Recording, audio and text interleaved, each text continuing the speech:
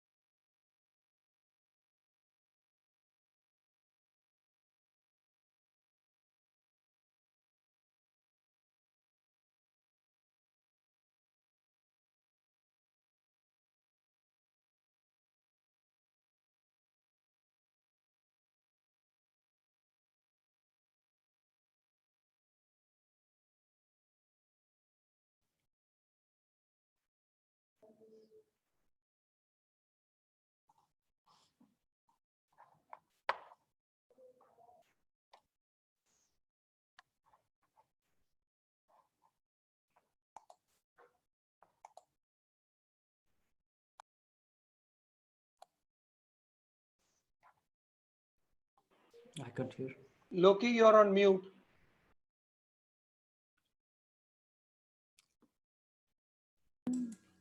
Done. Can you hear me? I can hear you now. I can hear you well. Yeah.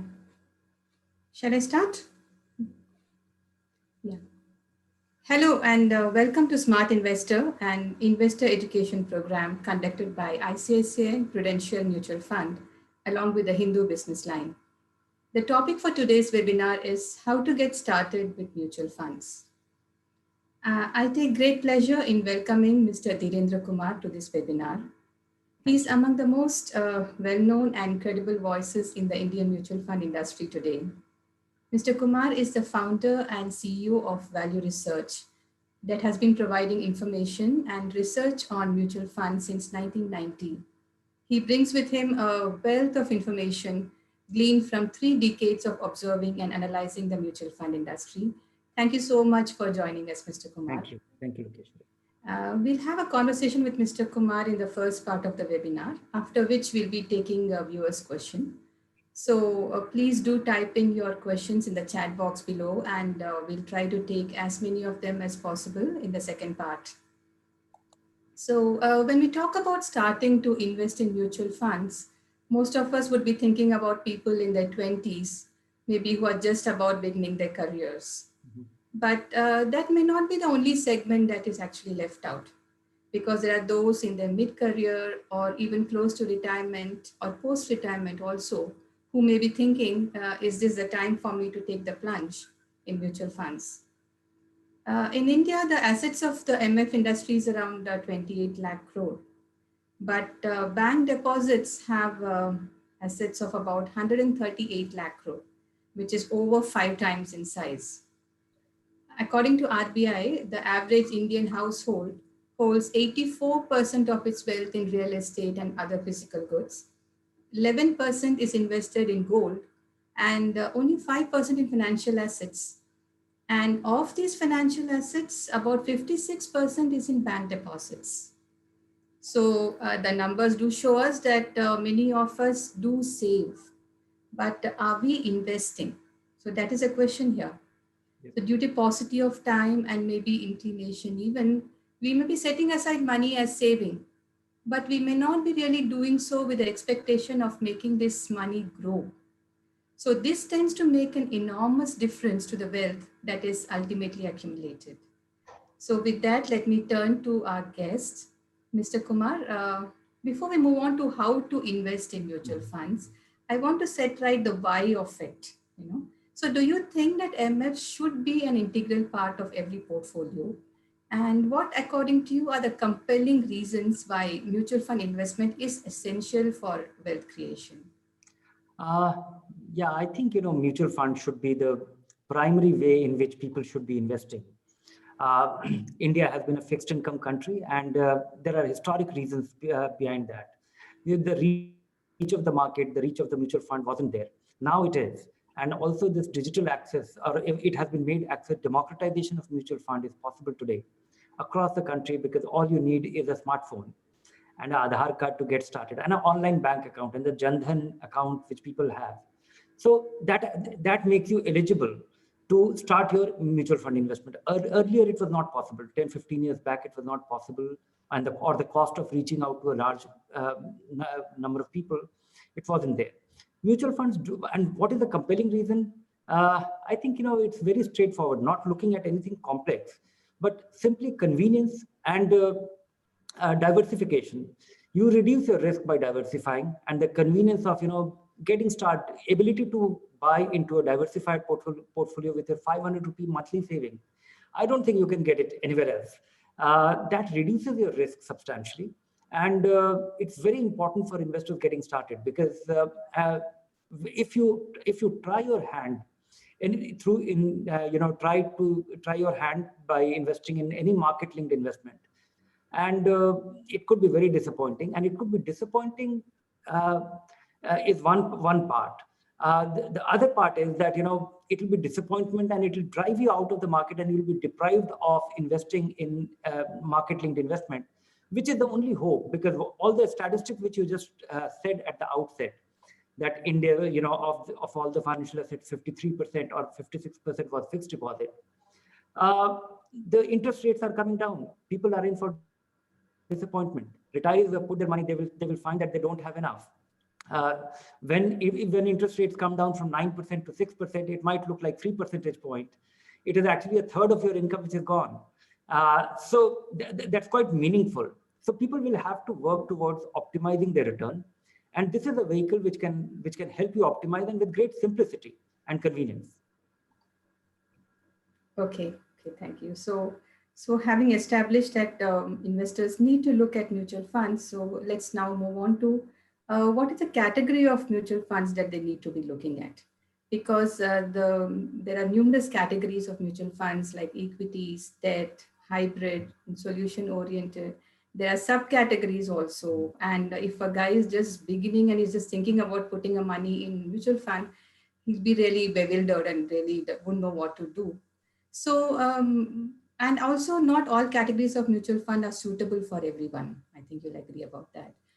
So let's break down the new investors into 3 categories according to age. I'll just bucket them, and then I'll ask you one by one. So you can tell me which category of fund would be most suitable to that particular bucket. Mm-hmm. Okay, so let's begin with the younger ones. Suppose those in the 20s, they're just about beginning their career. They just started earning some money.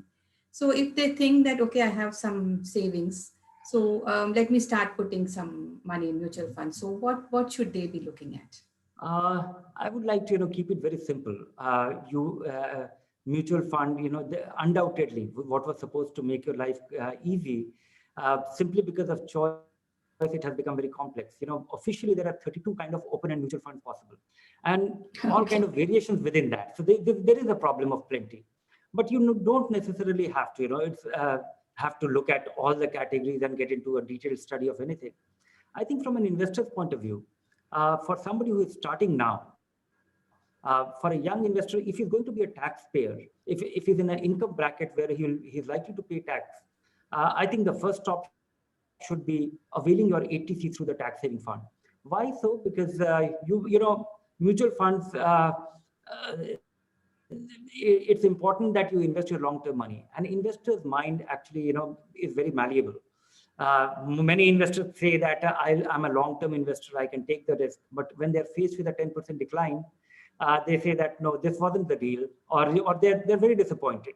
So it's important and you don't benefit from, you know, the ups and downs of the market till you stay for a full market cycle. And I think 3-year lock-in period of tax saving fund plays a very significant role here. You'll be disappointed, but in most cases, 3 years, you'll end up making more money than all the alternative fixed income avenue that you have, which is a public provident fund and other alternatives. So I would say that start with your tax saving fund if you're a taxpayer, or start with an aggressive hybrid fund. Aggressive hybrid fund because anybody who's starting, one needs a steadier take on growth. Most investors will be fine with, you know, a rapidly growing market or a rising market, but they're not prepared. And it is very important to, you know, put your toes in this jungle carefully. So it has the shock absorbers built in. A third of your money or maybe a quarter of your money will be in fixed income. When the market collapses sometime in between, you will not be driven out of the market. You will not get as scared. Of course, that can also be disappointing, but not as much as a pure equity fund, which ideally somebody in his 20s should be doing. But I think for the first 2-3 years, to acclimatize yourself with a market-linked investment, I think it's important to start with an aggressive hybrid fund or a tax saving fund if you're a taxpayer. Okay.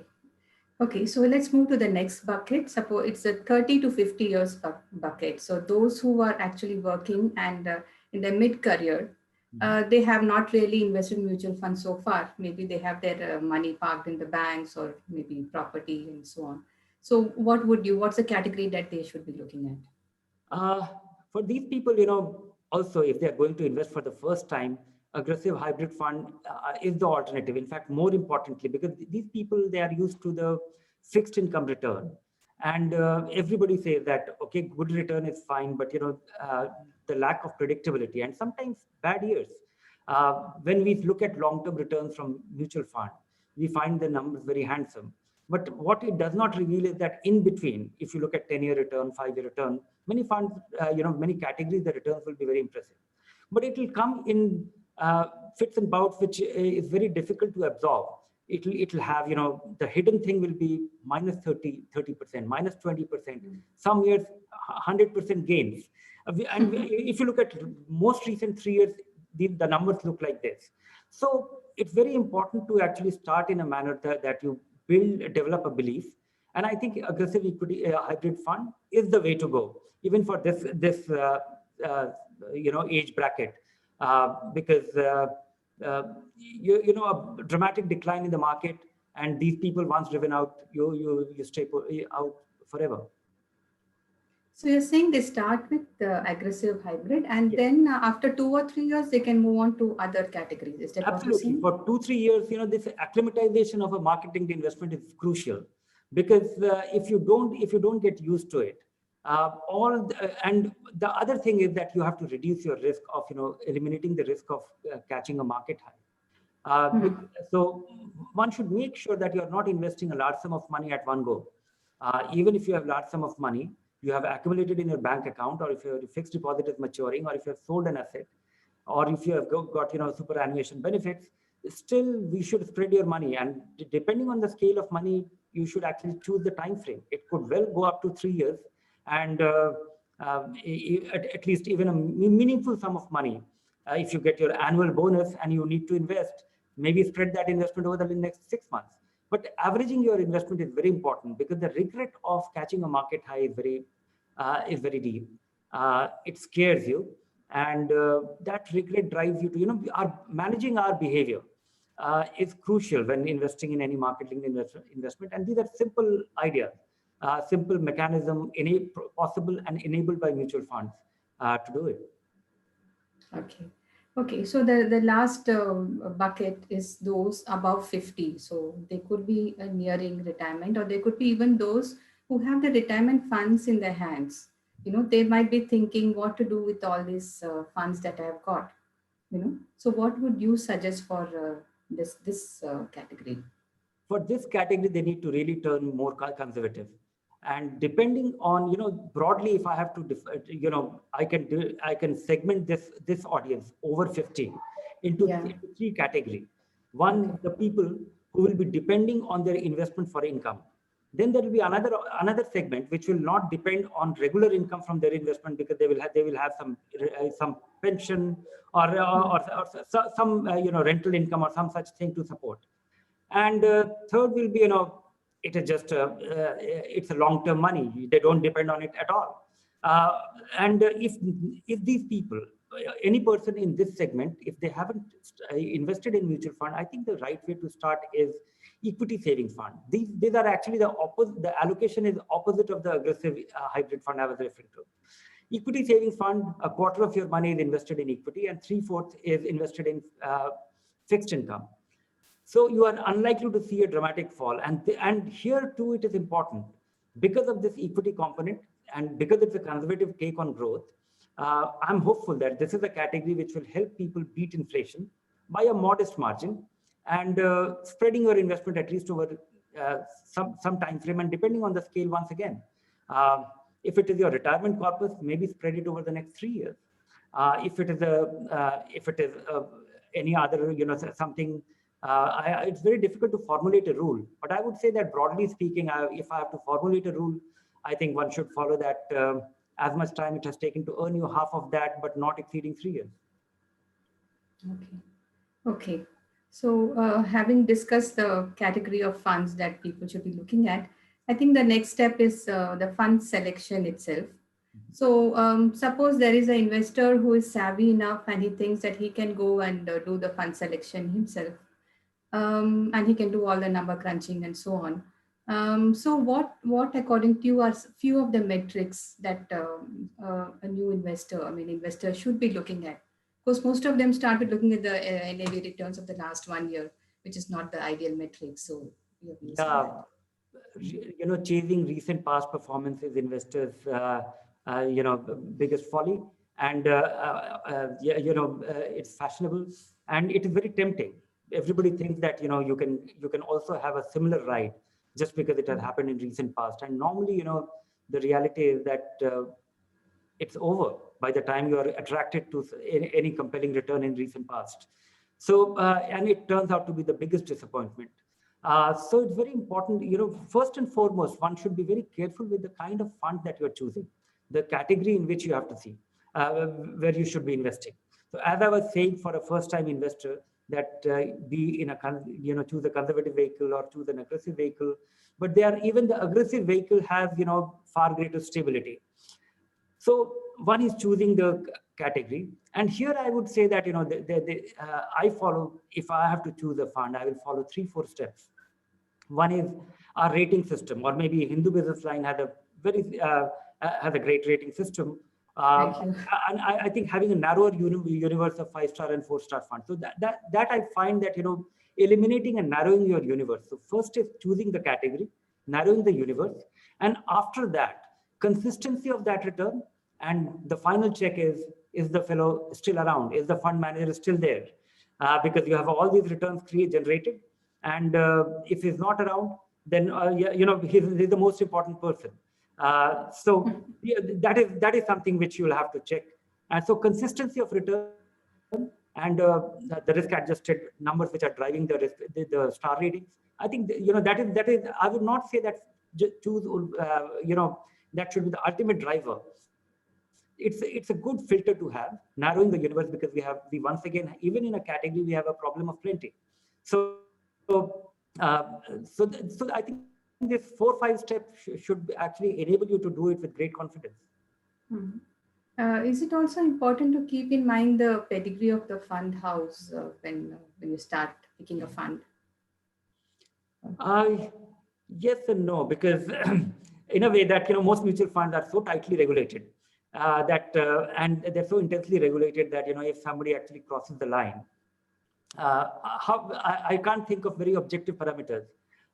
Yes, there are smaller companies which can get out of business, but I have not seen, I find the regulation to be very impressive, unlike many other sectors, where because of any mishap in the company, investors have suffered substantially in a permanent way. So I would say pedigree is important.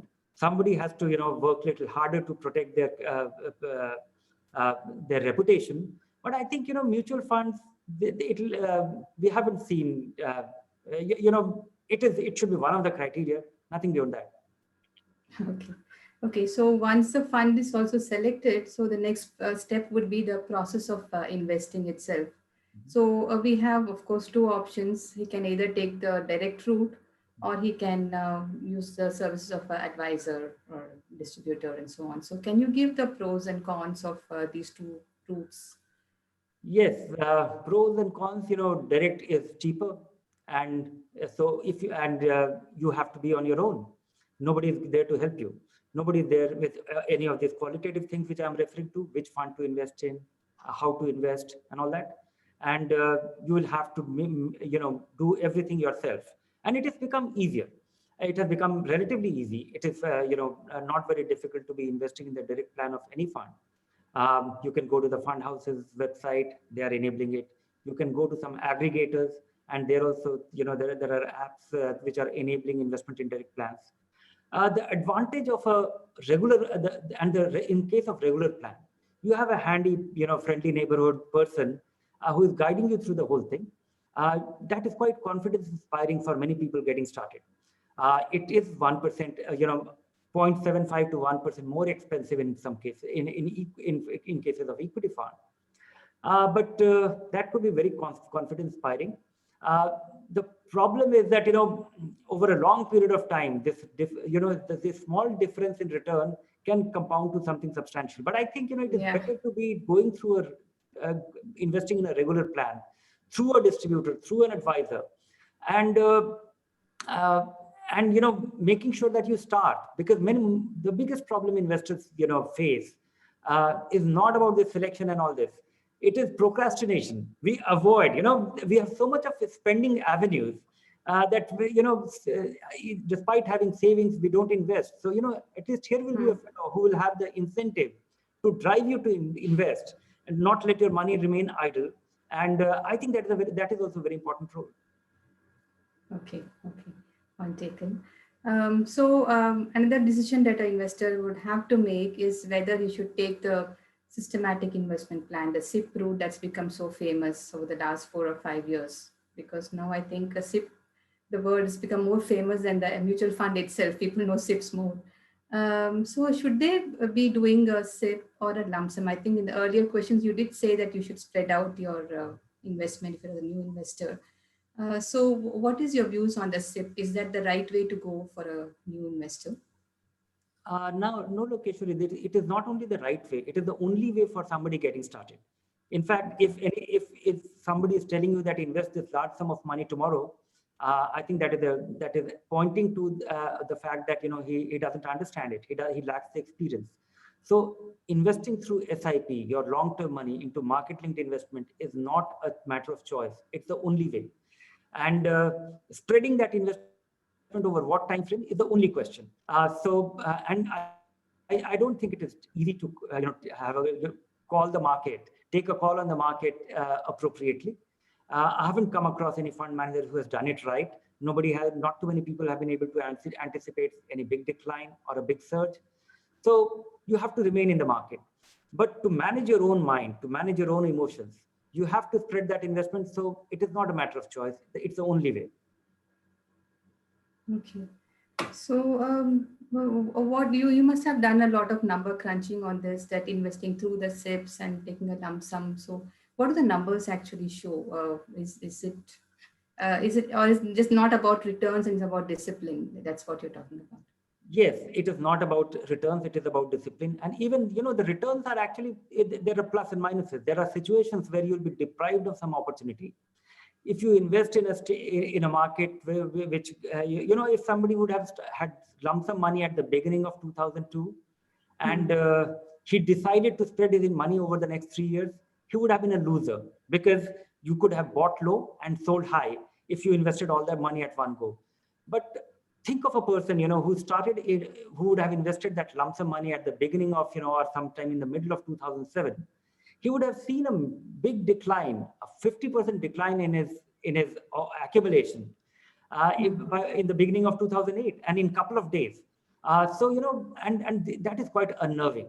That is quite unnerving because, you have to understand that market linked investment and equity, more so equity, the up cycle is like going on the staircase and coming down is like taking an elevator. And that is very scary.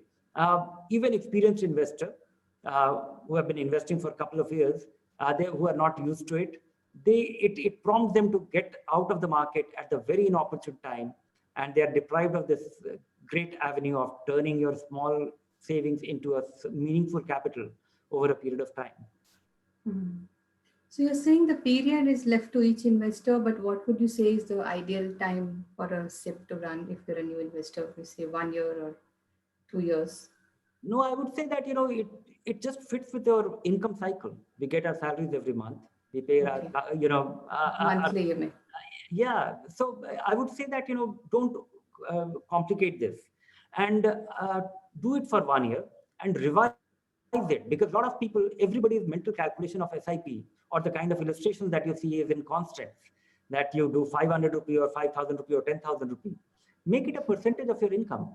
And our situations changes, early stages of our career or, our work framework, we hardly have savings. So that is more a matter of, getting into the habit of investing your savings. So even small amount will do. But as you progress, there will come a situation when your children are grown up, their education is taken care of, you don't have a loan to repay. And that is the stage where you have money when you actually don't need as much. So making it a meaningful part of your income and revising it periodically, because we do all these calculations based on a constant sum of 5,000, 10,000, depending on, and they look neat and simple. But the reality is that, if you start with a defined income, revise it up and update it annually, that is how it should be done. Okay.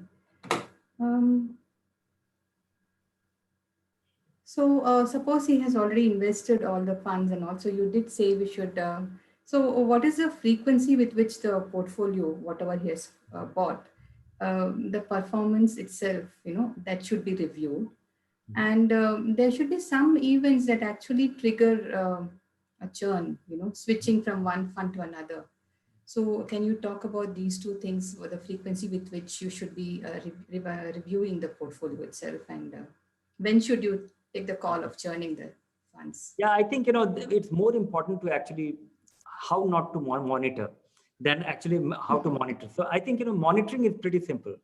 Don't do it every day. That will actually cause a great deal of anxiety. When you see these big ups and downs every day, you will be thinking that you're smart, and someday you will be thinking that you're stupid, simply because the market has moved so dramatically. And none of it is true.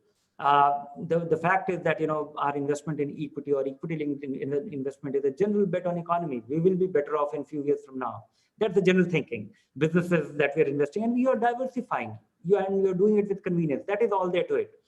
I think how not to monitor, don't look at these values every day. Don't look at short-term performance of your portfolio. But I would say that, spend 15 minutes every 3 months to look at how your investments are doing. Monitor it very closely, upload your, you can do it at Value Research Online and many other places where you will get a precise asset allocation. I think your asset allocation is a very crucial thing. How much of your money is in equity? How much of your money is in fixed income? Because normally what happens is investors end up being collector of, funds. They are not investors. Something comes your way and you invest 5,000, 10,000, 15,000, and you end up with a big bundle of, varied kind. And then you are not, there are 2-3 disadvantages of this. One is that you are not able to monitor it closely. You are less interested. If you have meaningful sum of money invested in few funds, you will be interested that it makes a difference to your life and you will act. You should churn. And as I said that, all the reasons, all the factors which I was referring to, which should go into the selection of the fund, that in converse of that should actually lead to selling of that fund, which is a steep, big decline in rating. So that should be a prompt to look further. Trying to understand, under the hood, under the bonnet, that what is driving this lack of performance, or why the reason why you bought the fund, has it changed? Because many a times investors will be looking at absolute return, but if all the funds of that category are struggling, or the market is not in a great form, it may not be as disappointing as one might be thinking. So I would say that think in terms of take a closer look every 3 months, and make and if your asset allocation has changed, that is something which I think most investors are not geared to do it with so easily. So use one of the online tools, or that you should be demanding this from your distributor or your mutual fund agent or advisor, that big shift in your asset allocation. If you have chosen to invest 50% of your money in equity and 50% in debt, and your 50% equity has become 60%, as a result of which debt is now 40%, move 10%, rebalance it. Your quarterly review should translate into, but don't do it very often. It will have tax implication. It will complicate things. If it is within a 10% range, don't do anything. But if it is a dramatic shift, do that. And so you are not taking a very knee-jerk view of things. You are just moving a part of the money. And so individual funds, you should be looking at the converse of the variables which goes into selection, and asset allocation, which should drive your change from equity to debt or debt to equity, depending on your own personal asset allocation. And be very firm with this. Don't get indisciplined about this. This will actually deprive you of many of the long-term growth as well. It is just like SIP. Sometimes it benefits, sometimes it hurts. But I think it's very important for you to not have regret, and not have big regret in terms of being out of the market, or not selling when the market was at its peak, some part of it. So that will work as some great shock absorber and help you remain there for 20, 30, 40 years. Okay. Some of the funds, like you said about the hybrid funds, they have this asset allocation built into them. Yeah. But if someone wants to create a portfolio of equity and debt itself, so how would you tell them to go about their asset allocation? How would they judge that? The online tools are available now. Value Research Online actually aggregates your stocks, NPS, PPF, and I would say not only fixed income, because as an individual, most people's biggest investment turns out to be public provident fund or employee provident fund. Our biggest deduction, and that is fixed income. So it captures all that, and you are able to get a complete picture. You actually get a sense of what you really have. Because we tend to think of mutual fund as a segment. No, the underlying is all equity or debt, and if it is getting aggregated, you will get a character of it as well.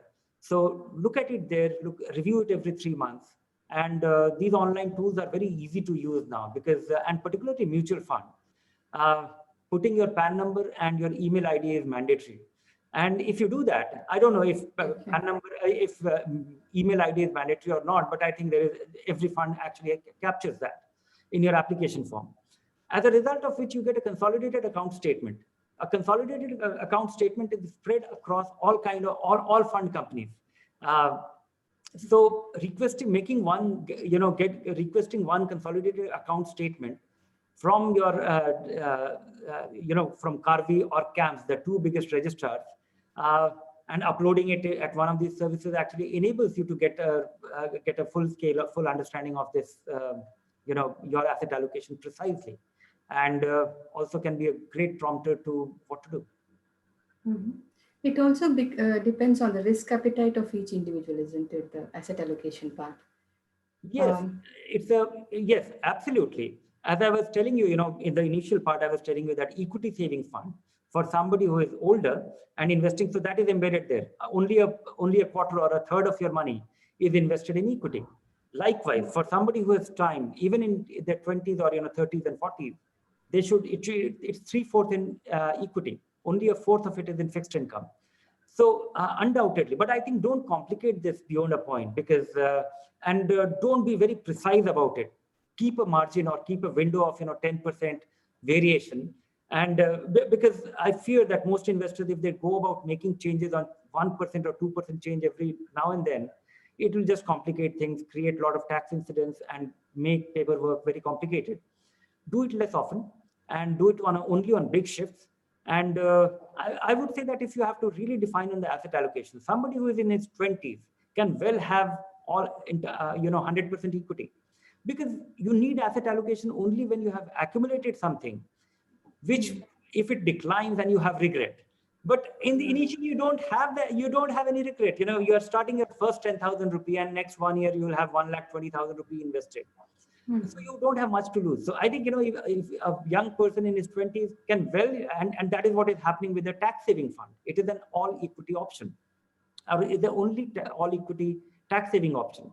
So that's one way of looking at it. So 100% equity, 1/3 of it is in equity, 2/3 of it in equity, and half in equity. So when I retire, I think I'll have 50% in equity, 50% in debt. Simply because I'll have the experience, and I will and realign my portfolio, rebalance it every 3-4 months, and that should take care of it. It is very important to understand that your fixed income, you should be looking at looking at the full picture, which is your PPF, your employee provident fund, your FD, because there will be different things with different liquidity, and all of it, and some of them will have merit. It will be justified to actually have it. I think having a full picture of your financial affairs in all your financial investments together is important. Okay. So goals is something that it's very important in financial planning, I suppose. Yeah. So how would the fund selection differ based on the goals for which it's being accumulated? We talked about the retirement, of course, but if someone is saving for the children's education or their own marriage or something with a young person, so what would you suggest?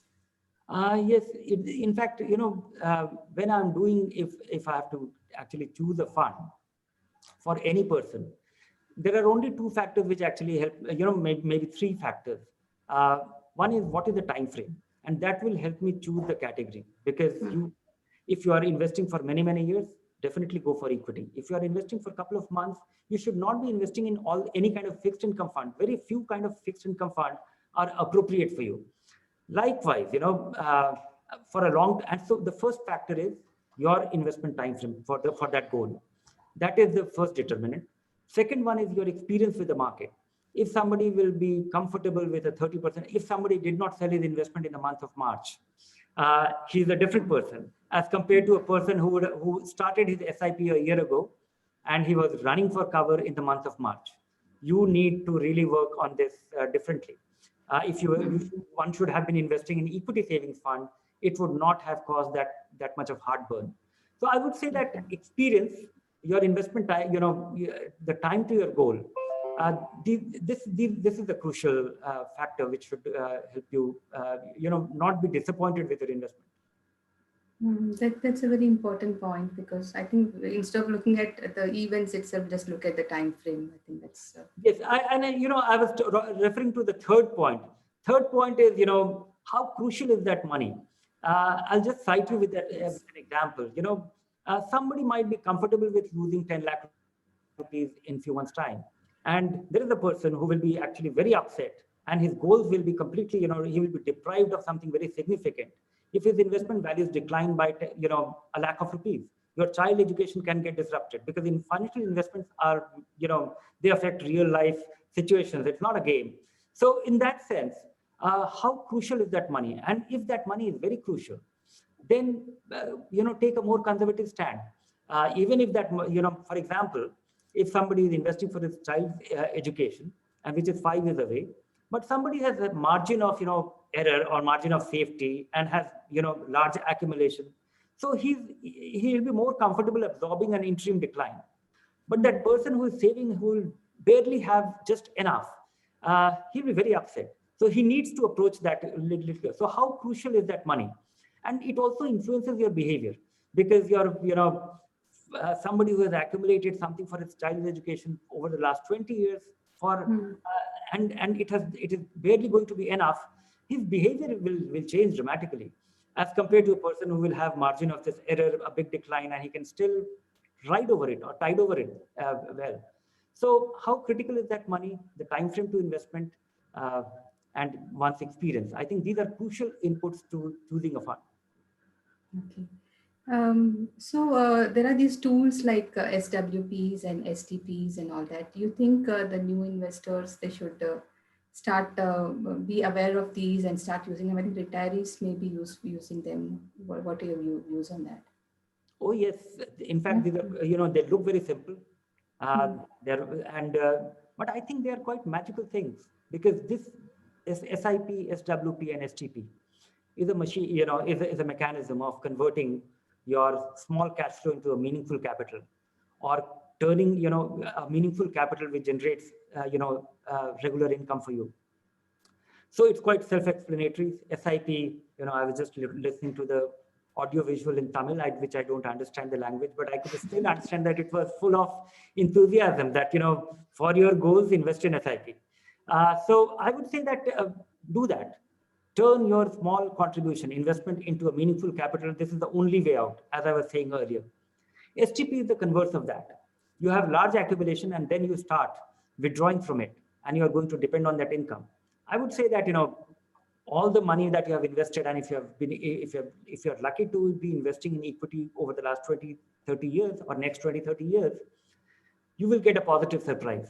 I'm not very sure about the next 5 year or 7 year or 10 year, but next 30 years, I'm very confident that, one will be, and that is what I see, that over longer time frame, equity turns out to be best asset class.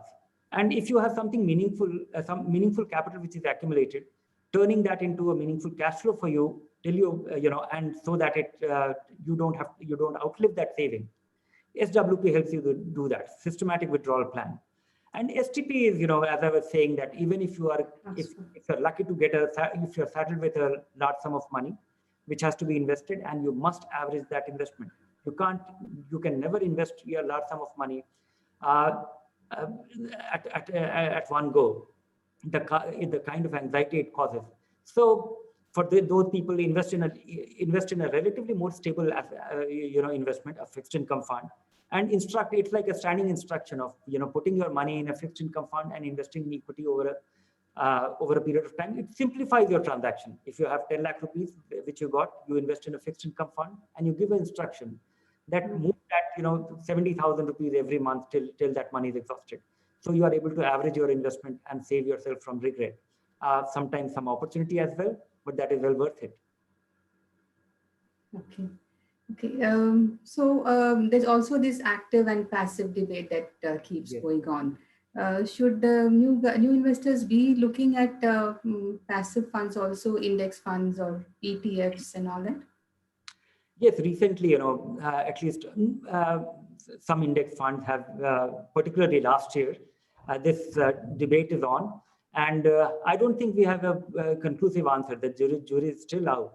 But I would say that, large cap funds, which used to be the main, staple of an investor's portfolio, passive funds have built a very strong case. And their case is built on very simple premise, which I think is quite sustainable. The cost of, the management expenses, the cost of a passive fund or of an active fund is going to be, 1.25% as compared to 0.25% of a passive fund, of the index fund. And this 1% differential is very meaningful, because an active fund manager has to beat the index by 1% to match the index. And then comes, his return, then comes his alpha. So how he will go about doing it is a matter of, so I think large cap funds, yes, one should be looking at these, index funds. But other alternatives, I don't think investors have those options. In India, I think there are only 2 index funds which is available, which is meaningful. One is the NASDAQ 100, if you have to invest in the US market, and particularly technology companies, and Sensex and Nifty options, which is somewhat similar. The overlap of the portfolio of Sensex and Nifty is quite significant.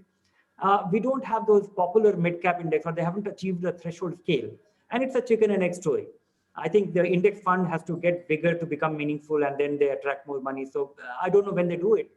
But, and Sensex and Nifty funds have achieved that threshold scale simply because Employee Provident Fund and NPS started investing in them. So that is Employee Provident Fund as well.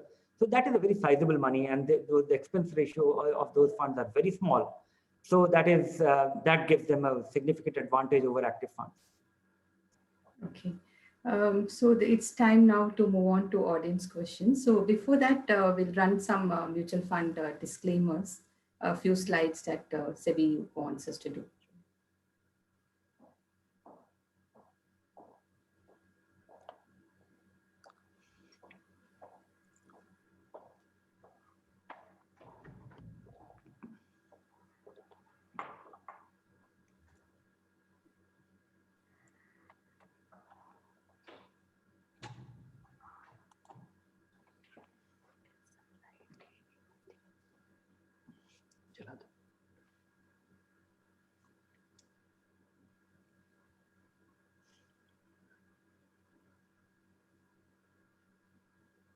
This should be okay.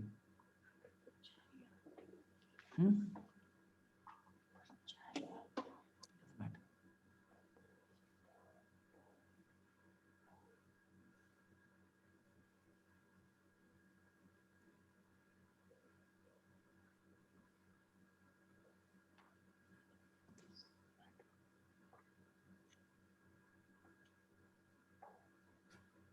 Do it quickly, whatever you do.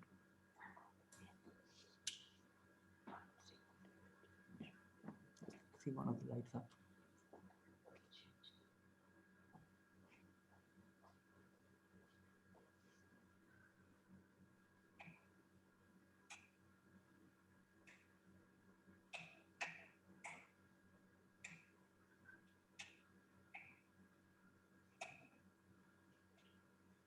Just do these ones.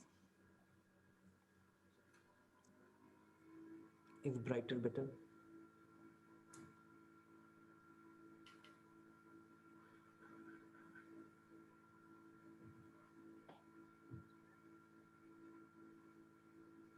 Yes, okay.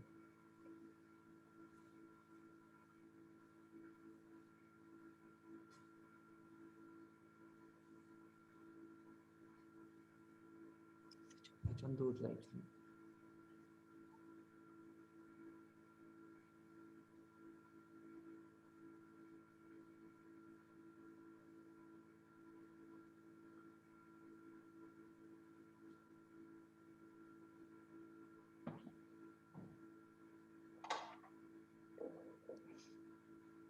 Hang on. Okay, we are back. So we have a lot of very interesting questions. There's one Mr. Dinesh Kumar who's saying that he's a graduate and yet to get his first salary. Okay. So he's asking you to tell him what percentage of the salary should he invest in mutual fund? Oh, that is not for me to answer. I would say that, even if you skip investing from your first income, it's all right. If you have to really buy that sari for your mom or, all those things that we have in store for ourselves is fine to be spending. Make sure that, it's good that you're asking this question and it definitely shows your interest and your inclination. Start from the second month. And, I would look at, and I'm nobody to actually give you, no expert can provide you any guidance on that. It's all dependent on your, if you have an educational loan to pay, it will be different. A loan to repay, it will be different. If you have if you're unable to save, all your income will be consumed. Maybe, I think, but you should save, you should invest a small amount, even if it be 250 rupee or 500 rupee. I'll tell you why. The magic of compounding. A lot of people underestimate the value, and any kind of attending a seminar or a webinar or any such thing, or getting illustration in a fine illustration anywhere will not help you appreciate that. When you put your 500 rupee, and if you're unable to do it in mutual fund, do it in a recurring deposit. Just see that how you actually are able to accumulate a smaller amount of money and do it. And investing in through SIP in any mutual fund is very easy today. If you do it with 500 rupee and you see that in 3 years time you have 18,000 rupee gone in, has been invested, and what is the worth of that capital? First is the joy of having 18,000 rupee value itself is very significant. And then you become a believer. So I would say that it is more a matter of, getting into warming yourself for a lifetime of savings and investment in your initial few years. So do it from the next month if you have any such plan, as I was, telling you to spend all the money, but do this. But isn't there any thumb rule that about 20-30% of your money should be set aside when you're younger? No, Lokeshwari, You don't believe in all that? No, there is no thumb rule actually, because everybody's circumstances could be different, and in fact, there is actually no thumb rule for even for age-dependent investment. There are there are generalities in so to say. But if I'm a young person and I have to still worry, I have a joint family and I have to worry about my, I have to take care of my family or parents. Maybe I'm a 20-year-old and I will be, I'll be stressed. I won't have savings. So it entirely depends on where you stand and what your circumstances are. There could be, I've come across 70-year-old people with large accumulation and they have nothing to do with that money. They are long-term investors from there on. So you can have a retired person and you can have a young person who will not have enough money for his own wedding, and he's accumulating that money, and that could be a short-term investment. That could be a medium-term investment. So look at your goals. Try and estimate, and there are negotiable goals and there are non-negotiable goals. Negotiable goals, by that I mean, buying a house, you can buy it in sometime between 3 and 5 years. But your child's education can't wait. It happens on a specific date and you must be prepared for that. So having your emergency fund. So you must have that, having that foundation well in place so that your, otherwise a long-term investment plan does not get derailed is very important. So doing all, taking 4 or 5 steps for your long-term journey is very important. Mr. Raghunathan MS, I think is an NRI. So he wants to know for NRIs, what are the avenues? Is it same as domestic investors in mutual fund status? Yes, for NRIs it's the same, except that, some jurisdiction, they have to report all the earnings have to be reported there, and particularly US and Canada, and the FATCA compliance. So, Indian fund companies report in a collective way, share that information. So, having you will have to comply with those rules, and the Indian domestic rules are the same. Okay. Mr. Shri D, he's saying he's putting some money in direct equities and in equity mutual funds. So is this the right approach? I think during the pandemic, a lot of people have started putting money directly in direct equity also. So what is your view on this? My view is that, you invest your long-term money into equity. You invest directly into equity or invest in an equity fund is a matter of, if you have time, if you have inclination, and if you're not speculating, if you are doing it with an understanding, by all means buy equity. But if you are doing it randomly, if you are just taking tips and and pretending that you are making some investment, without an understanding, it could be a very dangerous thing. If you have a plan of investing in equity, you have the time and you have the inclination and you have interest. You like to read balance sheet, you want to understand that this company makes, because I come across a lot of such investors who don't know what that company does. But he will have, think of yourself like being an owner. You are becoming a part owner of that company the moment you buy the share of that company. If you don't have that mindset, entrust your money to a mutual fund. If you have that mindset, yes, it could be a very interesting thing to do. It could be intellectually stimulating.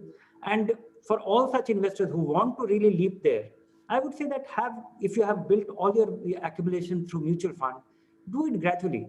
Why not do it, first year, try it with 10% of your money and compare the fund performance and the equity performance, then take it to 25%, then take it to 50%.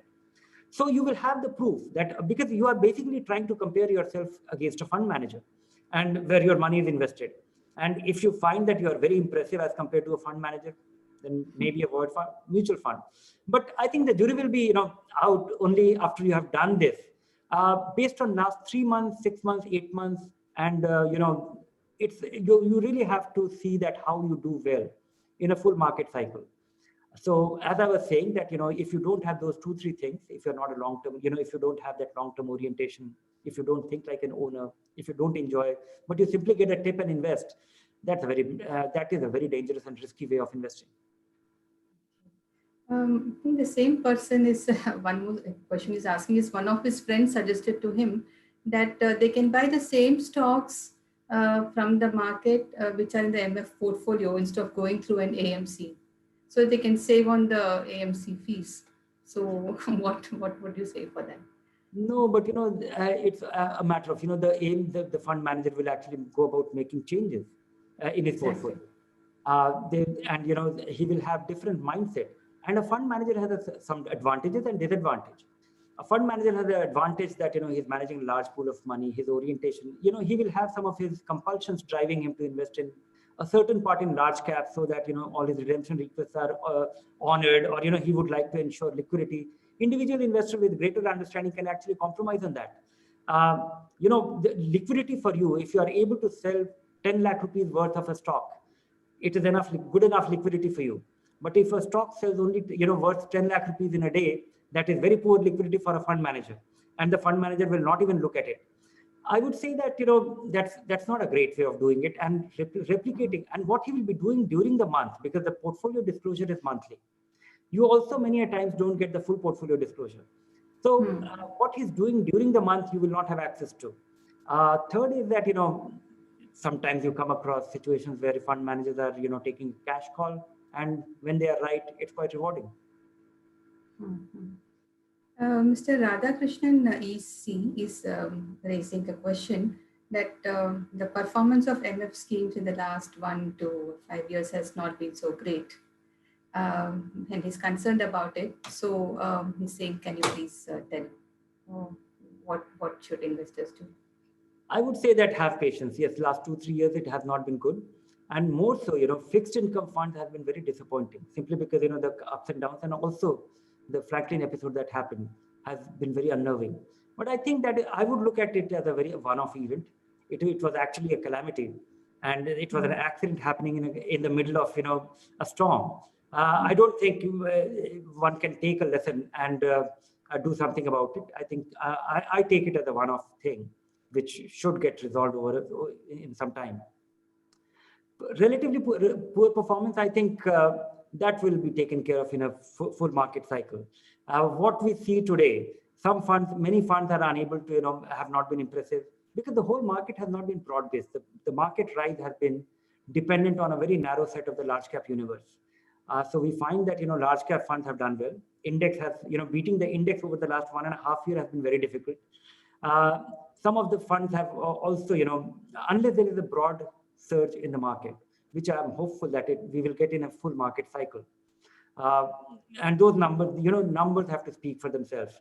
Right now, I think, 1.5 year return, 2-year return is not good enough for you to take a call on this. Mr. Abhimanyu Hingorani, he's saying that always there have been certain themes that have done well in various market cycles.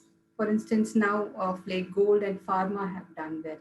So he wants to ask you, what are the themes which you think will emerge in the post-COVID era, so that he can do his fund selection based on that? I'll tell you, in the past, I've tried to do this, tried to guess which theme will work. And I've been it is embarrassing to be guessing this. So, and I have always been wrong. So don't go by my opinion, but I'll tell you, gold or pharma, if it has done well, there is a reversion to mean. Sectors and, sectors or segment of the market which are not doing well, they tend to do well as things change, and there is a cyclicality in the market's preference for them. So simply, I am just beginning to see the PSU stocks doing well after a very long period of disappointing returns. So simply because, it becomes under-owned, and it suddenly, looks very compelling or very attractive because it is ignored for a long period of time. And for other reasons too, like the pharma story. 4 years ago, the story actually got killed, in the sense that 10-year return of pharma funds 4 years ago was looking better than all categories. So such long-term outperformance. And then we came across this context of, FDA investigation against all Indian pharma or leading pharma companies. And they all went out of favor. And understandably, it was a very hugely disruptive thing. And the industry has made a comeback. Industry has made a comeback with a lot of correction, a lot of fixing their own businesses, complying and making sure that, and they have the approvals, and I think a lot of them have changed the way they function today. So I would say that, this is reversion to mean. Something which is out of favor will, if it is not going to die, then I think they'll do well. So from that standpoint, PSU as one segment, or banking, which has been completely out of favor for understandable reason. We have seen the whole surge, a significant part of the index as well. Despite that, we have seen a good number of banks. Only two, three banks have done very well over the last 2-3 years in the stock market on the price performance. Otherwise, everything has been out of favor. So I think we will have select situations there which will do well. When Mr. Ashish Singh is asking, does third-party tools good for mutual funds? And if yes, can you suggest some? I don't know, maybe he's talking about the manufactured portfolios. Yes, Robot buy-sell. I don't know what exactly it's referring to, but you only have third-party aggregators who provide you information on all funds, because on a fund company's website, you only get that particular company's information. And you can also invest in their funds. But you have aggregators, there are two kinds of aggregators. Aggregators like me, who are looking at the universe of fund and who do not enable transactions. We do not sell mutual funds, or we do not sell investments. And there are aggregators who are selling mutual fund, and they're helping you compare things at their own website and then helping you make those investments.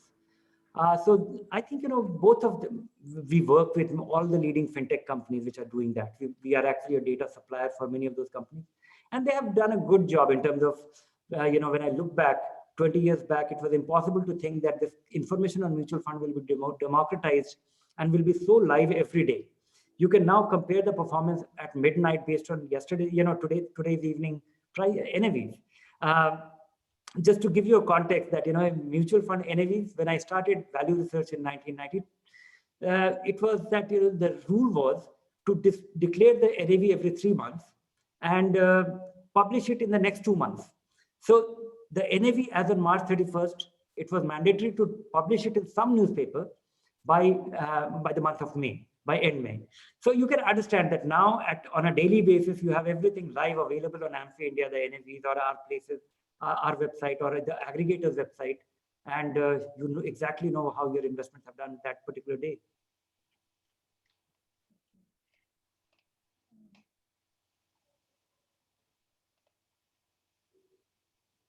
So one Mr. Devendra, he wants to know about your take on value funds. So what do you think about them? Yes, value fund has been completely out of favor, and they have stuck to their ground. They have stuck to. In fact, they haven't been distracted. They have retained their focus, and they have been great underperformer. And now it's a full market cycle where they have done very poorly. And I'm just beginning to see, and they're high quality companies. So it entirely depends when the market will actually take note of that. But I think, as I was saying earlier, that there is a cyclicality. There are things which go out of favor, and they can't remain out of favor for such compelling companies or for such large scale companies to be out of favor.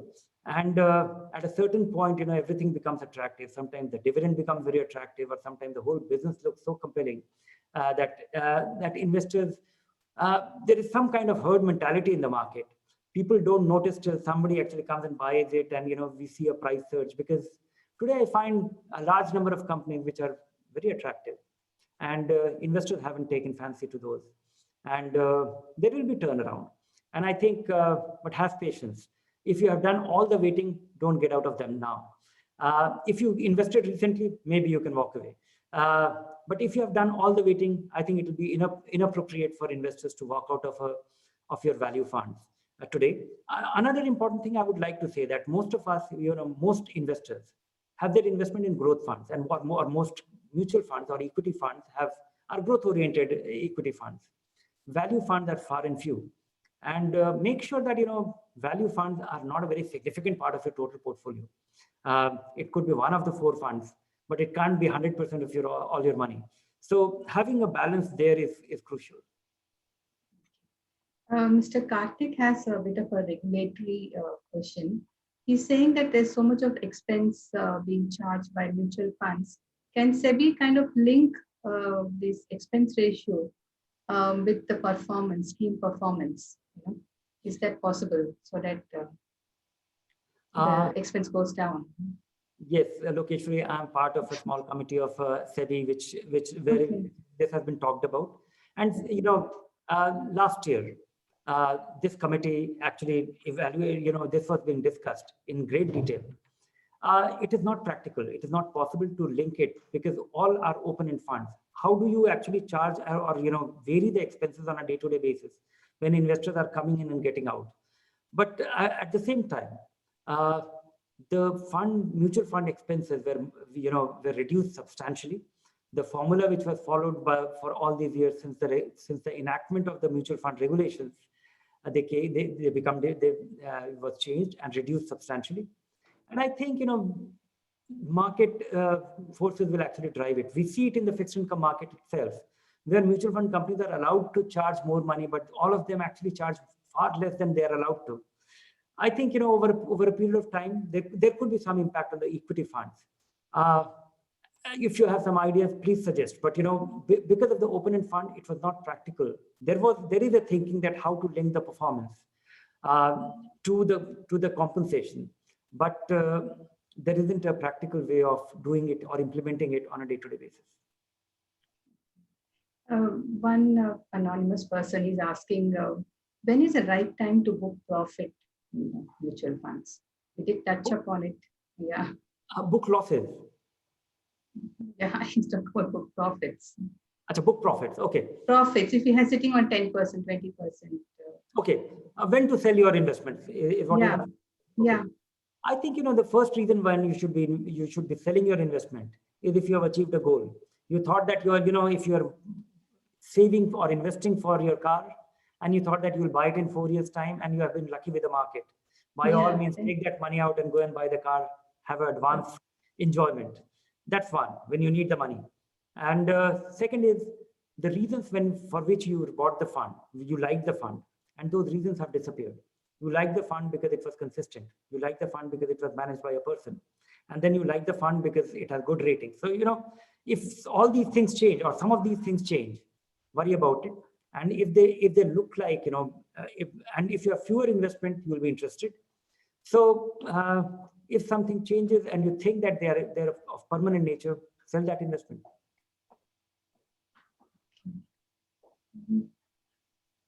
Yeah, there's one question from my side because we used to talk about long term in how do you define long term in mutual fund investment? Because it used to be 2 to 3 years, then we stretch it to 5 years.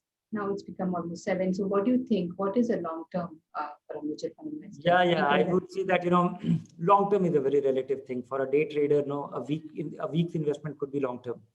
Our tax authorities actually say that it is 1 year is long term, or for fixed income, 3 years or 2 years is long term.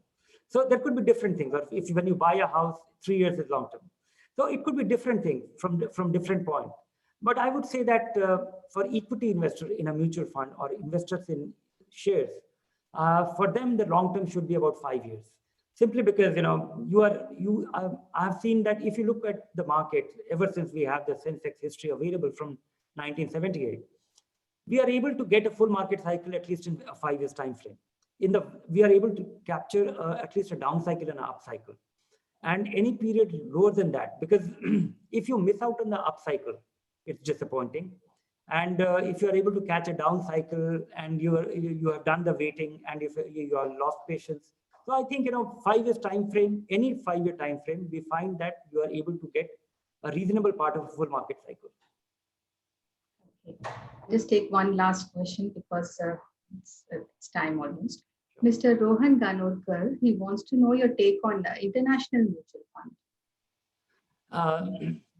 I like them simply because I like mutual fund. It's an instant way of diversifying. We have our jobs here, we have our assets here, and we have all our investments here. So why not invest abroad? That's one.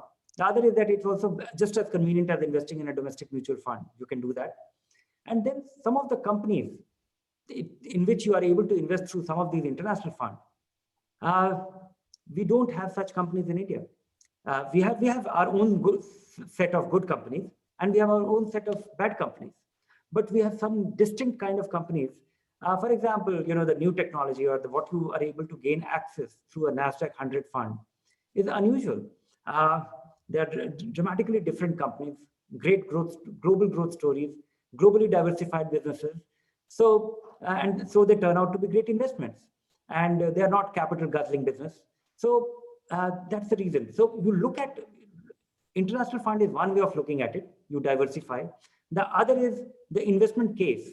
How strong is the investment case for investing in those funds? That is also just as important. Okay. Thank you so much. I think we've covered a lot of ground about investing in mutual fund. And I hope, for this opportunity. Yeah, I hope viewers got a lot of insights from this discussion. I just want to put across that the views presented here are Dr. Kumar's, external speakers. Yeah, so thank you so much everyone for logging in, and thank you, Mr. Virendra Kumar, for so patiently answering all our questions. Thank you. It has been my pleasure. Thank you.